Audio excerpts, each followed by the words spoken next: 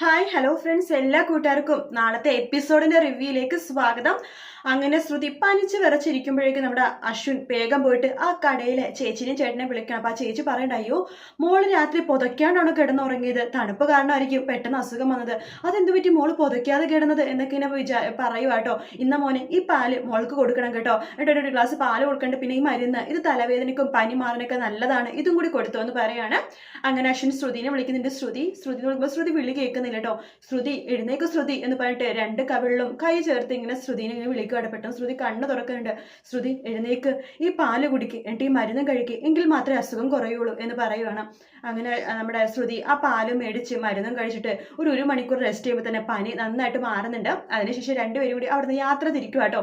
അവിടുന്ന് ഇറങ്ങുമ്പോൾ തന്നെ ശ്രുതി ആ മറ്റേ ഒളിച്ചോടി പോയ പെണ്ണാന്ന് തെറ്റിദ്ധരിച്ച ശ്രുതിനെ ആ ഗുണ്ടകള് തിരികെ കൊണ്ടുപോകാൻ വേണ്ടി നോക്കുവാണ്. നിന്റെ അച്ഛനെ ഞങ്ങൾക്ക് തന്ന കൊട്ടേഷനാ, നിന്നെ ഭദ്രമായിട്ട് അച്ഛന്റെ കൈകളിൽ ഏൽപ്പിക്കണം. അപ്പൊ ശ്രുതി പറയണ്ട, ചേട്ടാ നിങ്ങൾ തെറ്റിദ്ധരിച്ചിരിക്കുക, നിങ്ങൾ അന്വേഷിക്കുന്ന പെൺകുട്ടി ഞാനല്ല എന്ന് പറയുമ്പോൾ, നീ നോണയെന്ന് പറയണ്ട, അത് എന്റെ പേര് ശ്രുതി എന്നാണ്, വേണമെങ്കിൽ ആ പെൺകുട്ടി അച്ഛനെ നിങ്ങൾ വിളിച്ചു നോക്ക്, എനിക്ക് വിളിക്കേണ്ട ആവശ്യമില്ല, ഇതേ ഡ്രസ്സ് ഇതേ കാര്യം തന്നെ, ഇത് തന്നെയാ പറഞ്ഞത്, അതേ പൊക്കം അതേ വണ്ണം, ഇത് നീ തന്നെയാന്ന് ഇങ്ങനെ പറയുവാണ്. മര്യാദയ്ക്ക് ഞങ്ങളുടെ കൂടെ വരാൻ നോക്കുന്നതായിട്ട് ശ്രുതിയുടെ കൈ പിടിക്കണം. അത് കാണുമ്പോൾ അശ്വിന് ദേഷ്യം വരുന്നുട്ടോ. അതിനുശേഷം വിട് ചേട്ടാ എന്ന് പറയുവാണ്. ആ സമയത്ത് ആ അശ്വിന് പെട്ടെന്ന് ആ ചേട്ടനെ തള്ളിയിടും.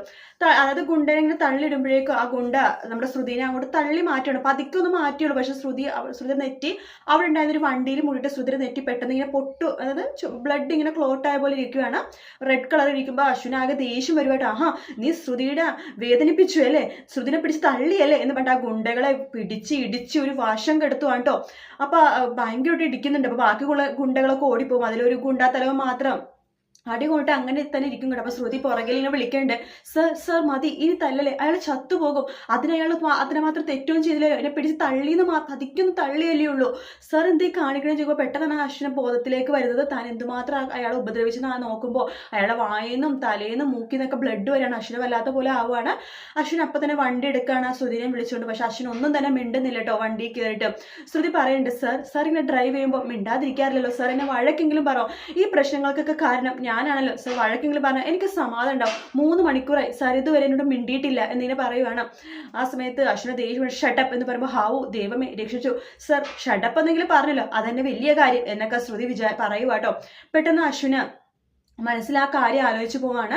അയാളെ തല്ലിയത് ശ്രുതിനെ ഒന്ന് പിടിച്ച് ചെറുതായിട്ടൊന്ന് തള്ളിയപ്പോഴേക്കും അയാളെ തല്ലിയ കാര്യമൊക്കെ ആലോചിക്കുകയാണ്. പക്ഷെ ഞാൻ എന്തിനാ അങ്ങനെയൊക്കെ ചെയ്തത്, ഞാൻ ശരിക്കും പറഞ്ഞാൽ അവരുടെ അത്ര തന്നെ നിലവാരം കുറഞ്ഞു പോയി, ഞാനും തല്ലി അയാളെ, പക്ഷെ ഞാൻ എന്താ ഇങ്ങനെയൊക്കെ ചെയ്തത് എന്നൊക്കെ ആലോചിക്കുക. അശ്വിനാകെ ദേഷ്യം വരും കേട്ടോ.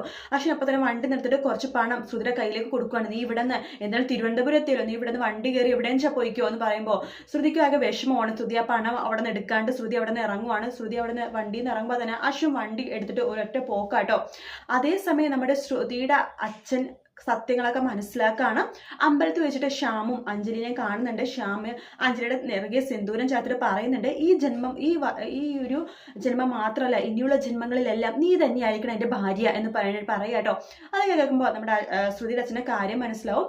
അതിനുശേഷം ശ്രുതിയുടെ അച്ഛനോട് പറയണ്ടോ, ശ്യാമേ ഇപ്പൊ നിന്റെ ക്ലയന്റ് ആണെന്നായിരിക്കും എന്നോട് പറയാൻ വന്നേലേ, അയ്യോ അച്ഛ അത് വേണ്ട, അത് നിന്റെ ഭാര്യയാണെന്നൊക്കെ എനിക്കറിയാം എന്ന് പറയണം. അപ്പോഴേക്കും അഞ്ജലി പോയി കഴിഞ്ഞിട്ടുണ്ടായിരുന്നു കേട്ടോ. അതിനുശേഷം ശ്യാമിനാകെ ദേഷ്യം പറഞ്ഞു, ഈശ്വര സത്യങ്ങളൊക്കെ ഇയാൾ അറിഞ്ഞല്ലോ, ഇയാൾ എന്തെങ്കിലും ചെയ്യണമല്ലോ എന്നൊക്കെ വിചാരിക്കുകയാണ്. അങ്ങനെ ശ്യാമ എന്താ ചെയ്യാന്ന് വെച്ചാൽ നേരെ വീട്ടിലേക്ക് പോവാണ്. അവിടെ ശ്രുതിയുടെ അമ്മയും അതുപോലെ തന്നെ അമ്മായിയും പ്രീതി ഒന്നും ഇല്ല കേട്ടോ. അങ്ങനെ ശ്രുതിയുടെ അച്ഛൻ അകത്തേക്ക് കയറുമ്പോൾ തന്നെ തൊട്ടു പിന്നാലെ തന്നെ ശ്യാമും വരുന്നുണ്ട്. ശ്രുതിയുടെ അച്ഛനൊരു അസുഖമുണ്ട്, പെട്ടെന്ന് തളർന്നു പോകും കേട്ടോ. അങ്ങനത്തെ ഒരു പ്രശ്നമുണ്ട് മരുന്ന് കഴിച്ചില്ലെങ്കിൽ. അപ്പൊ പെട്ടെന്ന് ആ അസുഖം വരുന്ന സമയത്ത് തന്നെയാണ് ശ്യാം അങ്ങോട്ടേക്ക് വരുന്നത്. ശ്യാം വല്ലാണ്ട് ഇടിച്ച് വേദനിപ്പിച്ച് കൈയൊക്കെ തിരിച്ച് വല്ലാത്തൊരു അവസ്ഥയിലാക്കൊണ്ട് പറഞ്ഞിട്ട്, നിങ്ങളുടെ മകളുണ്ടല്ലോ ശ്രുതി, അവിടെ ഞാൻ തന്നെ കല്യാണം കഴിക്കും, തന്നെ കൊന്നിട്ടാണെങ്കിൽ കുഴപ്പമില്ല എന്ന് പറഞ്ഞിട്ട് ശരിക്കും മരിച്ചു എന്ന അവസ്ഥയിൽ ശ്രുതിയുടെ അച്ഛനെ അങ്ങനെ തളർന്ന് ഒടിപ്പിച്ച് കിടത്തുന്ന ഒരു ഭാഗമായിട്ട് നമ്മൾ നാളെ കാണാൻ പോകുന്നത്. വീഡിയോ ഇഷ്ടപ്പെട്ടെങ്കിൽ ലൈക്ക് ചെയ്യുക, സബ്സ്ക്രൈബ് ചെയ്യുക, കമന്റ് ചെയ്യുക. മറ്റൊരു വീഡിയോ ആയിട്ട് നാളെ കാണാം. Good night, take care, bye bye.